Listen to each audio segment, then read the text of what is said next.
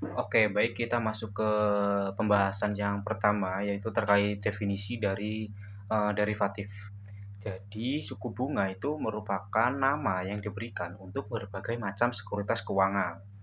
Nah, karakteristik umum mereka adalah bahwa nilai kontrak derivatif bagi investor itu memiliki hubungan langsung dengan fluktuasi harga.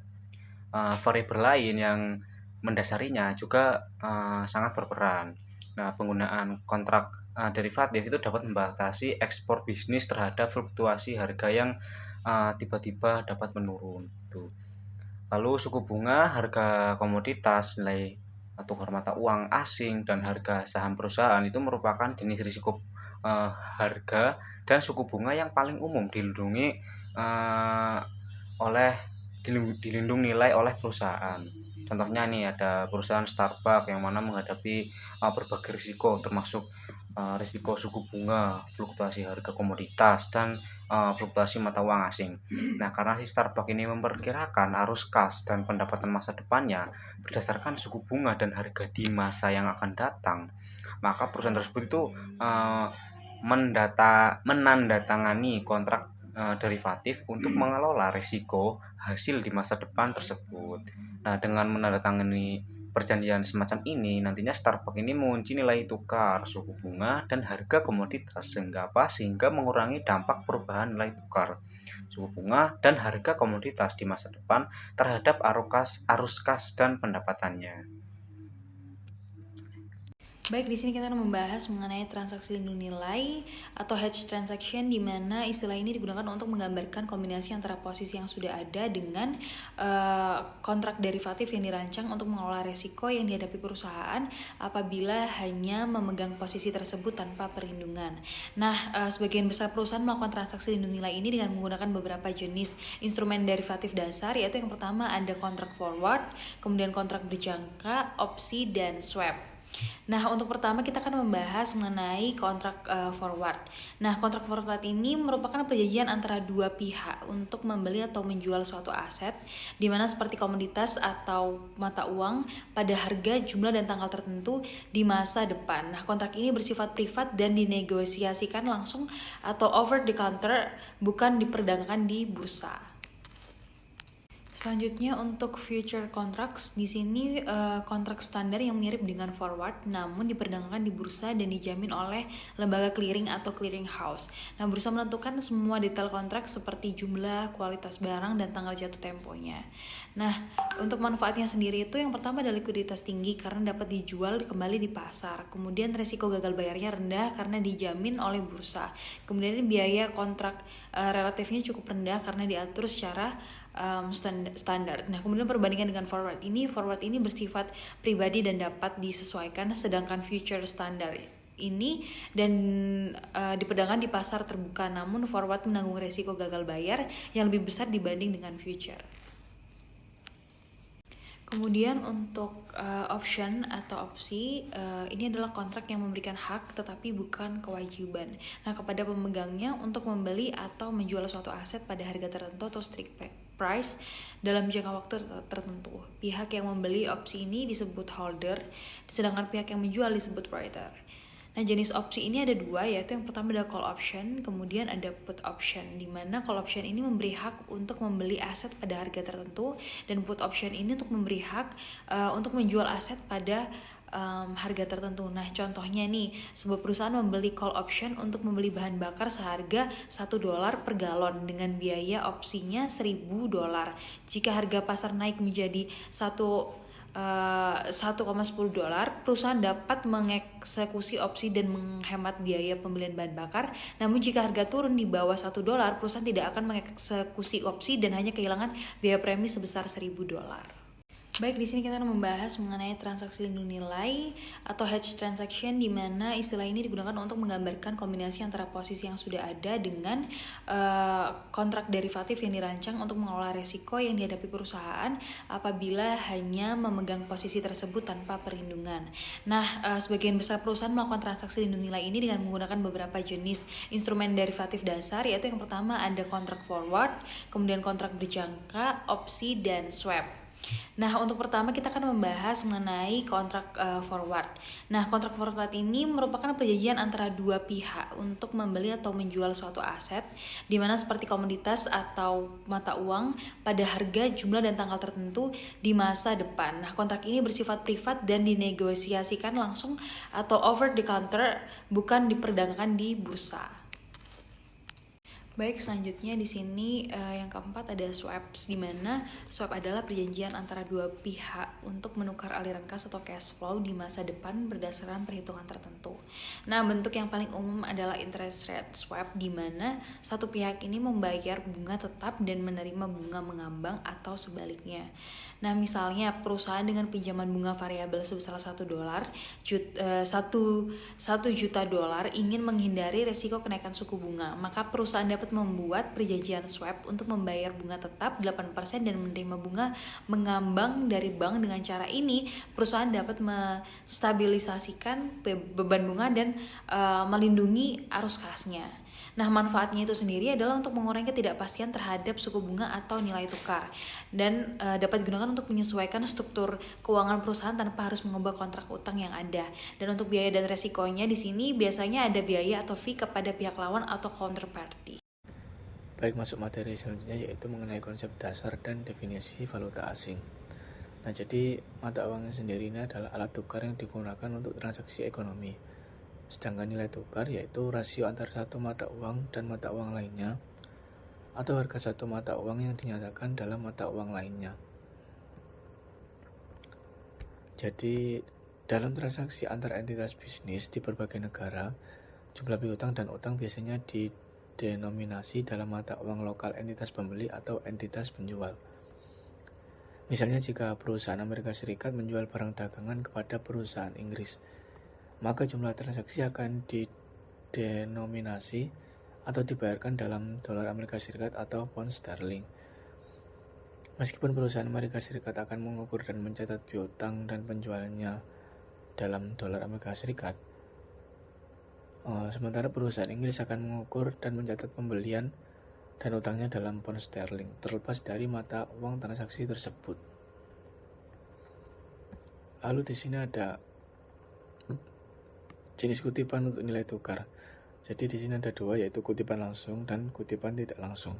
Untuk kutipan langsung sendiri yaitu harga satu unit mata uang asing yang dinyatakan dalam dolar Amerika Serikat. Contohnya di sini 1,41 dolar sama dengan 1 pound sterling. Untuk kutipan tidak langsung yaitu harga 1 dolar Amerika Serikat yang dinyatakan dalam satuan mata uang asing.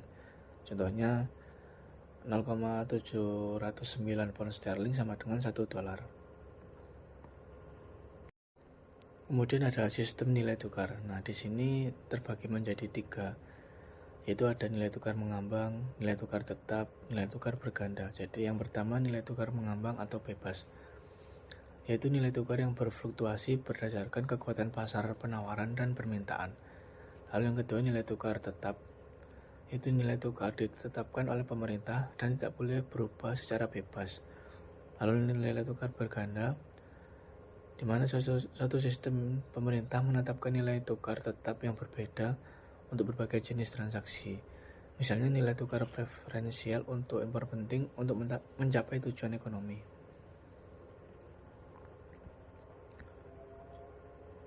Lalu untuk perubahan tingkat mengambang, nah di sini ada dua, yaitu penguatan dan pelemahan. Untuk penguatannya sendiri yaitu nilai suatu mata uang meningkat, jumlah unit mata uang yang dibutuhkan lebih sedikit untuk membeli mata uang lain. Hal ini sering dikaitkan dengan surplus perdagangan. Lalu untuk pelemahan, nilai suatu mata uang menurun, jadi dibutuhkan lebih banyak unit mata uang tersebut untuk membeli mata uang lain. Hal ini sering dikaitkan dengan inflasi atau defisit perdagangan. Lalu ada tarif berdasarkan waktu transaksi. Nah, di sini ada 3, yaitu kurs spot, kurs saat ini, dan kurs historis. Untuk yang pertama, kurs spot ini yaitu nilai tukar untuk pengiriman dan pertukaran mata uang langsung.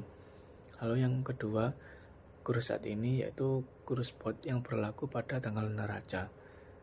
Lalu yang ketiga, kurs historis, yaitu kurs spot yang berlaku pada tanggal terjadinya transaksi atau peristiwa tertentu.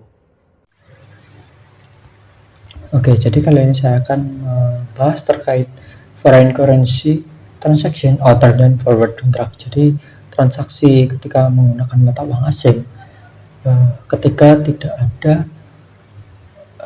antar si pembeli dan penjual ini tidak punya forward contract. Forward contract itu seperti yang telah dijelaskan oleh rekan saya sebelumnya. Sebelum masuk ke materi, di sini ada beberapa istilah dalam pembahasan kali ini. Yang pertama adalah local transaction. Jadi local transaction ini adalah transaksi ketika terjadi antara si penjual dan si pembeli atau dua perusahaan ini, itu transaksinya menggunakan mata uang yang sama. Artinya dia masih dalam negara yang sama, jadi perusahaan dalam negara yang sama, sehingga mata uang pencatatannya itu sama. Selanjutnya, selain dari local transaction, itu ada juga yang namanya foreign transaction. Foreign transaction ini adalah transaksi antara dua perusahaan yang berada dalam negara yang berbeda, berasal dari negara yang berbeda. Nah, karena dari negara yang berbeda, biasanya itu muncul adanya perbedaan mata uang, sehingga value tiap satu mata uangnya itu berbeda antara satu dengan yang lain. Itu dinamakan foreign currency transaction, dimana ini adalah transaksi yang transaksi antara dua perusahaan, di mana transaksi ini melibatkan dua perusahaan yang pencatatan laporan keuangannya itu berbeda dalam memberikan nominal dalam nominal mata uangnya, dalam pencatatan laporan keuangannya. Nah, dalam kasus ini biasanya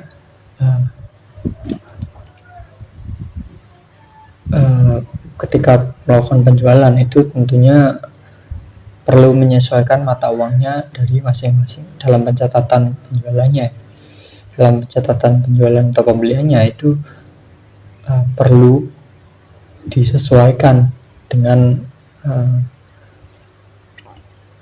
pencatatan pelaporan keuangan yang telah mereka lakukan. Untuk penjelasan lebih lanjutnya bisa ada di next slide. Oke, jadi ini adalah kasusnya ketika perusahaan itu transaksi dengan perusahaan lain dengan mata uangnya yang berbeda. Jadi kalau menurut sesuai dengan aturan GAAP, lebih tepatnya pada ASC 830 yang applies hanya pada foreign currency transaction dan foreign currency financial statement. Jadi GAAP di sini itu mengharuskan untuk transaksi jenis ini, itu yang pertama adalah pada tanggal transaksi.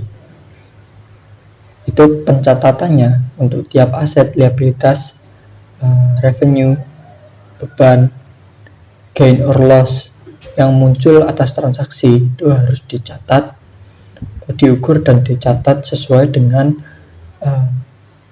functional currency atau mata uang yang sesuai yang digunakan si perusahaannya, dimana dengan exchange rate-nya itu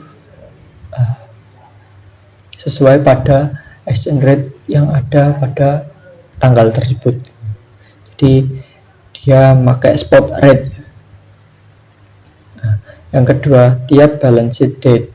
Jadi pada pencatatan balance sheet-nya itu juga dicatat sesuai dengan currency yang berlaku. Maksudnya rate currency yang berlaku. Jadi disesuaikan juga ketika waktu tanggal pembelian dan tanggal pembayaran itu berbeda, itu currency-nya juga perlu dilihat apakah perlu penyesuaian. Jadi ketika misal penjualan itu rate tukarnya itu turun, maka ya harus mencatat loss, atau ketika rate tukarnya itu naik ya maka ada gain. Oke, kita langsung saja ke contoh ya di sini. Nah, di sini itu ada sebuah perusahaan di Amerika atau di United States itu melakukan impor terhadap persediaan, di mana transaksinya itu menggunakan utang dagang ya.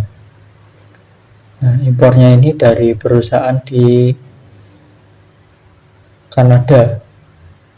Nah, di mana si US dan Kanada kan punya mata uang yang berbeda. Si US itu pakai US dollars, dan yang Kanada sendiri itu pakai Canadian dollars. Di spot rate atau exchange rate-nya itu 1:0,7. Jadi si Kanada tiap $1 Kanada itu sama dengan 0,7 US dollar, dimana nah di sini invoice-nya itu pembayarannya itu $10.000 Kanada dan dibayar setelah 30 hari. Nah, untuk mencatatannya sendiri di sini bisa dilihat bahwa inventory pada akun payable sebesar 7.000, padahal tadi pembayarannya adalah 10.000. Kenapa 7.000? Karena di sini si perusahaan di sini kita sebagai perusahaan US ya. Nah, di sini rate-nya adalah 0,7, maka walaupun tadi 10.000 Kanada, berarti kita pencatatannya adalah 7.000 US dollar.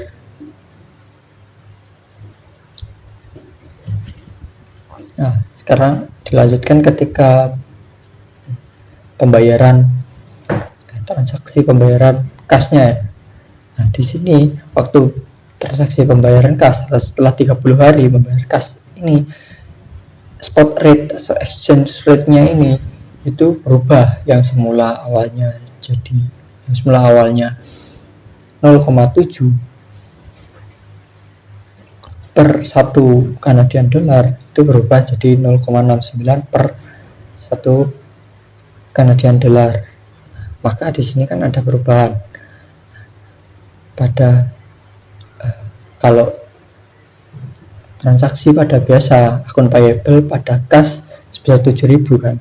Nah, di sini karena ada perubahan itu akun payable, maka akunnya adalah akun payable pada exchange gain, dan kas sebesar akun payable sebesar 7.000 dan exchange gain-nya adalah 100 dan kasnya adalah 6.900.